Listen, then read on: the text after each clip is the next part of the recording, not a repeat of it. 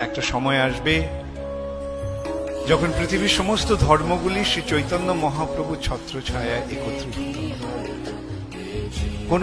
কোনো ভেদাভেদ থাকবে না। ভগবান তো এক। সেই এক ভগবানকে যদি আমরা জানতে চাই বা তার কৃপা লাভ করতে চাই, তাহলে আমাদের মধ্যে কি কোনো পার্থক্য থাকতে পারে? এই যে পার্থক্য, এটা সাময়িক পার্থক্য। যেমন মধ্যপ্রাচ্যের মরুভূমিতে মোহাম্মদ প্রচার করলেন, তারা যাতে বোঝে তাদের বোধগম্য করে এই মতবাদটি স্থাপন করলেন। কিন্তু কি বললেন?